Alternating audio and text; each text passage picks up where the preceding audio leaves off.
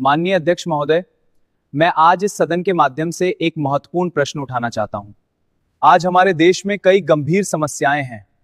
बेरोजगारी, महंगाई, किसानों की परेशानी, शिक्षा और स्वास्थ्य की चुनौतियां।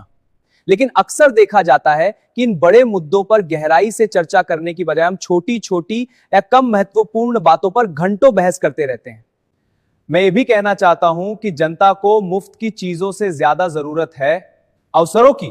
रोजगार के अवसर, अच्छी शिक्षा, बेहतर स्वास्थ्य सुविधाएं और मजबूत अर्थव्यवस्था। मैं आज इस सदन में एक सीधी और साफ बात कहना चाहता हूं। हमें जनता इसलिए चुनती है कि हम जनता का काम करें, न कि जनता हमारे लिए काम करे। जनता हमें अपना प्रतिनिधि बनाकर इस सदन में भेजती है ताकि हम उनके मुद्दे उठाएं, उनकी समस्याओं का समाधान करें। देश की कोई भी समस्या इतनी बड़ी नहीं है कि हम उसे हल न कर सकें। हमारे पास संसाधन भी हैं, व्यवस्था भी है और जिम्मेदारी भी है। सच बात तो यह है कि सब कुछ हमारे ही हाथ में है। लेकिन अगर इतनी शक्ति होने के बाद हम समस्याओं पर सही तरह से काम नहीं करते, इससे बड़ी चिंता की बात और क्या हो सकती है। जनता हमें इसलिए चुनकर भेजती है कि हम उनकी आवाज बने।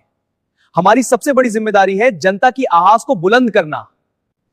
मैं देश की जनता से भी एक विनम्र निवेदन करना चाहता हूं। ऐसे व्यक्ति को चुने जो समझदार, जिम्मेदार हो और आपकी समस्याओं को सही तरीके से समझ सके। अगर आज आपकी आवाज संसद या विधानसभा तक नहीं पहुंच पा रही है, तो हमें यह भी सोचना होगा हमने किसे अपना प्रतिनिधि चुना है। जब आप वोट देने जाएं, तो केवल पार्टी देखकर वोट मत दीजिए। उम्मीदवार की योग्यता, चरित्र और सेवा को भी देखिए, तभी जाकर देश में सही बदलाव आएगा।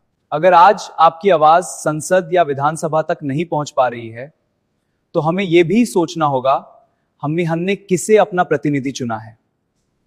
जब आप वोट देने जाएं, तो केवल पार्टी देखकर वोट मत दीजिए। उम्मीदवार की योग्यता, चरित्र और सेवा को भी देखिए, तभी जाकर देश में सही बदलाव आएगा। क्योंकि संसद या विधानसभा में केवल पार्टी नहीं बोलती, वहां आपका चुना हुआ प्रतिनिधि बोलता है।